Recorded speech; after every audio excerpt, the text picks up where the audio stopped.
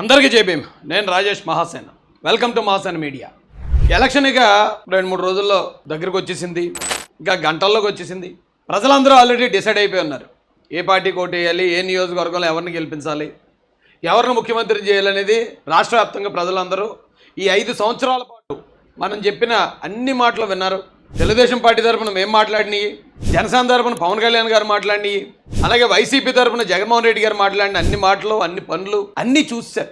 ఇక మనం మళ్ళీ కొత్తగా వాటిని మళ్ళీ గుర్తు చేయాల్సిన అవసరం, మళ్ళీ మాట్లాడాల్సిన అవసరం లేదు. ప్రజలు ఓటర్ ఆల్రెడీ డిసైడ్ అయిపోయిన ఈ పరిస్థితుల్లో తూర్పుగోదావరి జిల్లాలో, అంటే ఉమ్మడి తూర్పుగోదావరి జిల్లాలోని కాకినాడ జిల్లా మరియు అంబేద్కర్ కోనసీమ జిల్లాల్లో ఏ పార్టీకి ఎక్కడ ఎడ్జ్ ఉంది, ఏ కారణాలతో ఎడ్జ్ ఉంది అనేది మహాసేన మీడియా నుంచి ఈరోజు మీ అందరి దృష్టికి తీసుకురావాలనుకుంటున్నాను. ఇది కంప్లీట్గా మహాసేన మీడియా ప్రతినిధిగా మాట్లాడుతున్నాను. ఇక నేను మాట్లాడిన కొన్ని వ్యాఖ్యలు ఏవైతే ఉన్నాయో, పొత్తుకు వ్యతిరేకంగా మాట్లాడాడు మరోటి అని కొంతమంది ఆల్రెడీ మాట్లాడుతున్నారు. కాబట్టి నేను నా ప్రొఫెషన్ మహాసేన మీడియా కదా. ఎందుకంటే ఇప్పుడు పవన్ కళ్యాణ్ గారు ఉన్నారు, ఆయన ప్రొఫెషన్కి సినిమాలు. ఆయన సినిమాల్లోకి వెళ్ళి ఆయన 10 మందిని 20 మందిని 50 మందిని కొడుతున్నట్టు ఆయన యాక్ట్ చేస్తాడు.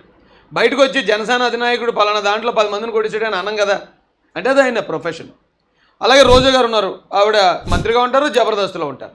ఇలా ఎవరి ప్రొఫెషన్ వాళ్ళది, రాజకీయాలు వేరు. సో ఇది నా ప్రొఫెషన్. ఇది నా ప్రొఫెషన్ ప్రకారం ఈ రోజున మహాసేన మీడియా నుంచి ఎవరెవరికి గెలిచే అవకాశాలు ఉన్నాయి, ఏ కారణాలతో ఉన్నాయి అనేది గ్రౌండ్ రిపోర్ట్. ఎందుకంటే మేము అక్కడ స్థానికులం కాబట్టి గ్రౌండ్ రిపోర్ట్ మా యాంగిల్లో మీకు తెలియజేయాలనుకుంటున్నాను. వీడియో చూసిన వెంటనే లైక్, కామెంట్, షేర్ చేయడం ద్వారా ఇది అందరికీ తెలియజేయండి.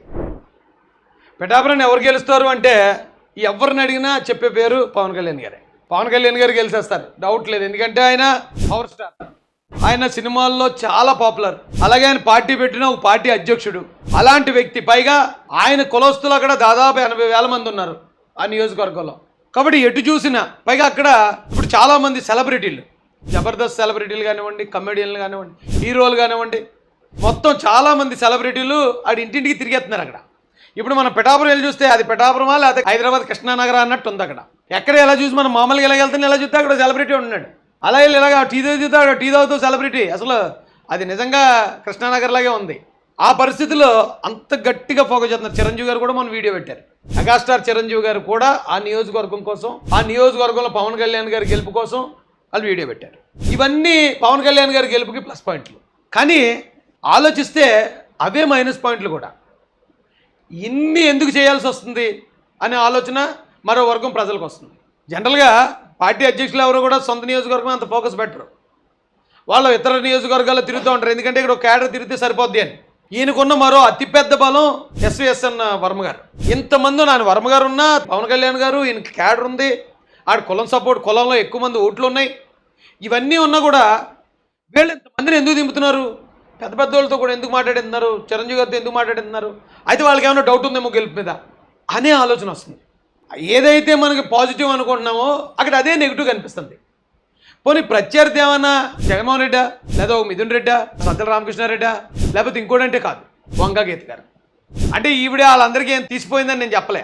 ఎందుకంటే ఈవిడ కూడా సీనియర్ పొలిటీషియన్, చాలా పదవులు చేశారు. ఆయన స్థానికురాలు. ఆవిడ అధికారం వచ్చినా రాకపోయినా ప్రజలకు అందుబాటులో ఉంటుందనే పేరుంది ఆవిడకి.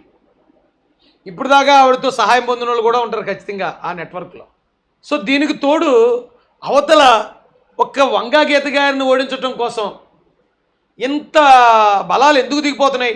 వాళ్ళ గ్రౌండ్లో ఏమైనా తేడా వస్తుందేమో, గ్రౌండ్లో రివర్సల్ ఏమైనా ఉందేమో. అందుకని ఇంతమందిని దింపేసి ఇంకా ఎట్టి పరిస్థితులను గెలవాలంటే ఇంకా మనం గట్టిగా కష్టపడాలి. ఈవిడ చూస్తే ఒకరే తిరుగుతున్నారు, ఒకరితే క్యాడర్ నేర్చుకుని ఒకరితే తిరుగుతుంది. అవతలు చూస్తే ఇంత పెద్ద పెద్ద బలాల మోహరింపు ఉంది. ఆ మోహరింపు చూసాక అవే ఈజీ గెలిచేస్తారు పవన్ కళ్యాణ్ గారు అనిపిస్తుంది పక్కన. అంత మోహరింపు చూసాక అసలు ఎందుకు ఎంత చేస్తున్నారు, ఏమైనా గెలిపేమన్నా కొంచెం ఏమైనా సందిగ్ధం ఉందా అనిపిస్తుంది. ఈ కారణాలతో అసలు ఈజీగా అయిపోవలసిన మ్యాచ్ ఇది. ఎందుకంటే అక్కడ ఒక 60 నుంచి 70 వేలు టీడీపీ ఓట్లు ఉన్నాయి, 20 నుంచి 30 వేల మధ్యలో జనసేన ఓట్లు ఉన్నాయి, 1,00,000 ఓట్లు. అక్కడ మొత్తం 2,40,000 అనుకుంటా. 2,40,000 ఈ 1,00,000 ఓట్లు పడినా కూడా కొంచెం టఫే మ్యాచ్ అయితేనే. సో ఎక్స్ట్రా ఓట్లు ఖచ్చితంగా తెచ్చుకుని తీరాల్సిందే. ఆ ఎక్స్ట్రా ఓట్లు మరి పవన్ కళ్యాణ్ గారు కులం నుంచి తెస్తారా, లేకపోతే తెలుగుదేశం నుంచి వస్తుందా, ఇంకో దగ్గర నుంచి వస్తుందా అనేది ఆలోచించాలి. అండ్ ఇంకొక విషయం ఏంటంటే Telugu Desam vote as it is transfer అవ్వాలి. తెలుగుదేశంలో అక్కడ ఎస్విఎస్ఎన్ వర్మ గారు స్ట్రాంగ్గా అవ్వచ్చు. ఇప్పుడు ఇక్కడ ఈ కులం కార్డు అనేది ఒక చోట ఉపయోగపడుతుంది, ఇంకో చోట అది నెగిటివ్ అయిపోతుంది. అక్కడ బలమైన చెట్టుబల్జులు, బలమైన అగ్నికుల క్షత్రియులు, బలమైన ఎస్సీలు, ముఖ్యంగా క్రిస్టియన్ ముస్లింలు ఉన్నారు అక్కడ. ఇప్పుడు పవన్ కళ్యాణ్ గారు ఇచ్చిన స్టేట్మెంట్ ఏదైతే ఉందో దాన్ని వైసీపీ వాళ్ళు చాలా చక్కగా వాడుకుంటున్నారు. మొత్తం అందరి దగ్గర తీసుకెళ్ళగలిగారు. రిజర్వేషన్లు రద్దు అయిపోతాయట, ఎస్సీ బీసీల రిజర్వేషన్లు రద్దు అయిపోతాయట, మత స్వేచ్ఛ పోద్దట, ఇక లౌకిక రాజ్యం అనేది ఉండదట. ఇక విపరీతంగా జరుగుతుంది అది ఆ ప్రచారం అయితే. సో ఈ ప్రచారంతో కనుక అక్కడున్న తెలుగుదేశం పార్టీ అభిమానులు ఎస్సీ బీసీల్లో, మైనారిటీల్లో, క్రిస్టియన్స్లో ఉన్నవాళ్ళు కనుక అబ్బాయి వద్దు అనుకున్నారంటే చాలా ప్రమాదం. అంటే మనం మాట్లాడే రాజకీయాల్లో మనం ఉన్నప్పుడు మనం మాట్లాడే ప్రతి మాట గెలిపోవటంలో డిసైడ్ చేస్తుందండి. చిన్న చిన్న మాటే. గతంలో చంద్రబాబు నాయుడు గారు మంచిగా మాట్లాడిన మాటని కట్టు పేస్ట్ చేసి ఎస్సీలుగా ఎవరు పట్టాలనుకుంటారని ప్రచారం చేశారు. 95% ఎస్సీ ఓట్లని వైసీపీ పట్టిపోయింది. ఇక్కడ పవన్ కళ్యాణ్ గారు డైరెక్ట్గానే ఇస్తున్నారు స్టేట్మెంట్లు. ఎస్ నేను చేస్తా, నేను వాళ్ళకి సపోర్ట్ ఉంటాను, నేను అండగా ఉంటాను డైరెక్ట్గా ఇస్తున్నప్పుడు మరి అవతల దాన్ని వాడుకుంటారు. ఎందుకంటే నిన్న జగన్మోహన్ రెడ్డి చూశాను, నిన్న ఇంటర్వ్యూ చూశాను. ఆ ఇంటర్వ్యూలో చాలా క్లియర్గా ఆయన అబ్బాయి బీజేపీని వ్యతిరేకిస్తాను, నేను అవసరమైతే బీజేపీని వ్యతిరేకిస్తాను, నేను ముస్లింలకు స్ట్రాంగ్గా చెప్తున్నాడు.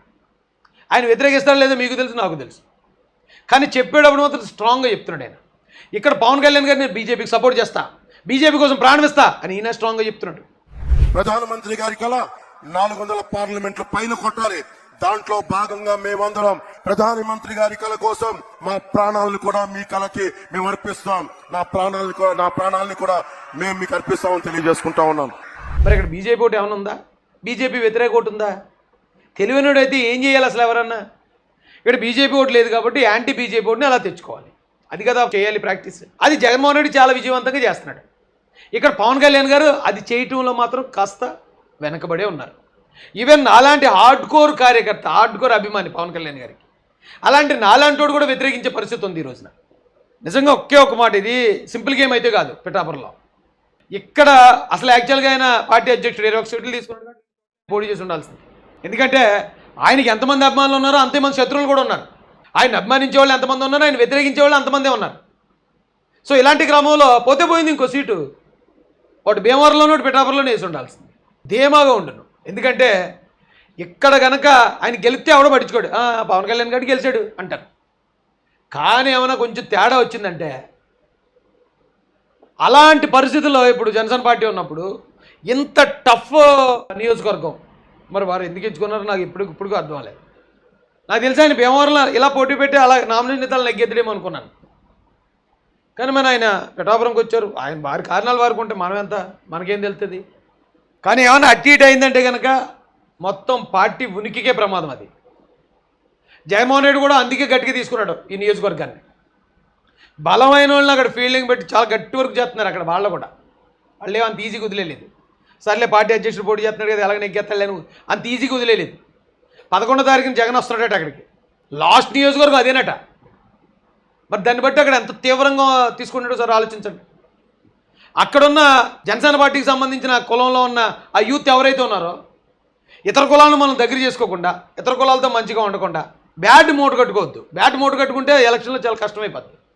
ఎంత రాజేష్ అనేవాడు జనసేన పార్టీ కోసం నాకు చాలామంది చెప్పేవారండి, నువ్వు వాళ్ళని నమ్మొద్దు, వాళ్ళని నమ్ముతున్నావు కానీ వాళ్ళు తొక్కేస్తారు, నువ్వు వాళ్ళని భుజాల మీద ఎత్తేసుకుంటున్నావు ఏంటి, వాళ్ళు ఎప్పటి నుంచి వాళ్ళకి ఇలా వాళ్ళకి మనకి పడదన్నా కూడా నేను ఒక 20-30 మీటింగ్లో చెప్పుంటాను. అబ్బే ఎవరో ఎక్కడో ఆ కులస్తులో ఆయన మనల్ని కొట్టాడని అందరూ కొట్టాడని అనకూడదు, అందులో చాలా మంచోళ్ళు ఉన్నారు, వాళ్ళు మనం కలిసి ఉండాలి అని చాలామందిని మోటివేట్ చేసుకుంటూ వచ్చాను. తీరా సిచ్యువేషన్ చూస్తే అనుకుని జరిగిందో అనకుండా జరిగిందో వాళ్ళ వల్లే నేను అంత అభిమానించి అంత సపోర్ట్ చేసే నేనే నష్టపోయాను. నష్టపోతే మరి మీ ఆటోమేటిక్గా ఇతర కులాల్లో ఆ ఫీలింగ్ వచ్చేది కదా. మరి అది వారు ఎందుకు చేశారో నాకు అర్థం కాలేదు. కానీ ఖచ్చితంగా ఆ ఇంపాక్ట్ కూడా ఉంటుంది. నేను పవన్ కళ్యాణ్ ఓడిస్తానన్నాడు రాజేష్. నేను ఓడిస్తాను అనలేదండి. ఆయన రాజ్యాంగ వ్యతిరేక స్టేట్మెంట్ ఇచ్చారు, మేము రాజ్యాంగబద్ధంగా ప్రయత్నిస్తామన్నాను. ఇప్పుడు కూడా నేను పవన్ కళ్యాణ్ గారికి శత్రువుని కాదు, ఆయన నేను శత్రువుగా భావించుంటే ఆయన మాట్లాడే ప్రతి వీడియోని ఇక్కడ వేసి ఆయన ఇక్కడ ఇలాగ అన్నాడు, అప్పుడు అలాగ అన్నాడు, ఇప్పుడు ఇలాగ అన్నాడు అని ఇదే పని మీద ఉంది. నేను ఆయన శత్రువుగా భావించాను, ఇప్పటికీ నేను ఆయన అభిమానిస్తాను. కానీ ఇప్పుడు ప్రజెంట్ ఆయన తీసుకున్న సిద్ధాంతాన్ని వ్యతిరేకిస్తాను, అది కరెక్ట్ కాదు. అది ఒకవేళ ఆయన అభిమానించే లేకపోతే ఇప్పటికీ మీ సపోర్ట్ చేసే వాళ్ళకి మీకు ప్రమాదం లేకపోవచ్చు, కానీ మాకు ప్రమాదం. అది మాకు ప్రమాదం కాబట్టి మేము వ్యతిరేకిస్తాం. సిచ్యువేషన్ అది. అక్కడ పిఠాపురంలో ఎలక్షన్ రిజల్ట్ ఏదైతే ఉందో అది జనసేన భవిష్యత్తుని డిసైడ్ చేస్తుంది, ఇంకా అందులో డౌట్ లేదు. అందుకే వాళ్ళు తెలుగుగా మహిళని దింపారు సీన్లోకి. అంటే రేపేమన్నా అటు ఇటు అయితే మహిళ చేతిలో అంటారు. లేదు ఒకవేళ పవన్ కళ్యాణ్ గారికి వెళ్తే ఆ మహిళ మీదకి వెళ్ళటమే అంత పెద్ద ఇదా, అదే గొప్ప అంటారు. ఏది జరిగిన ప్రాబ్లం మనకి. కానీ జగనాడి గేమ్ మాత్రం పిఠాపురంలో చాలా ఇంటలెక్చువల్ గేమ్ ఆడుతున్నాడు. గెలిచా అంతే కదా అంటారు, ఓడిపోతే ఇంక అంతే సంగతి. ఇది నేను మహాసేన ప్రతినిధిగా మాత్రమే మాట్లాడాను.